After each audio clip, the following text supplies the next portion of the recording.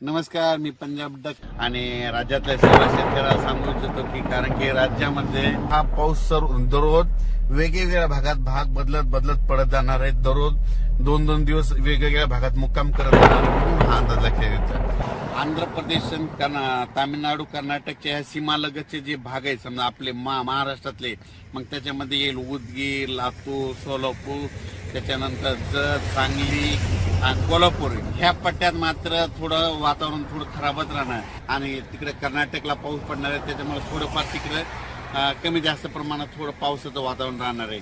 मात्र 14, 15, 16च्या दरम्यान परत एकदा राज्यात वातावरण खराब होणार आहे, म्हणून हा अंदाज लक्षात घ्यायचा. म्हणून हे पूर्वकल्पना म्हणून आज देत आहे. परत अंदाज उद्याचे लगेच येणार आहे. पण मात्र उन्हाचा पारा मात्र 42°पर्यंत 42-43 पर्यंत जाणार आहे, म्हणून हे अंदाज लक्षात घ्यायचा. अचानक वातावरणात बदल झाला तर लगेच एक मेसेज दिला जाईल. धन्यवाद.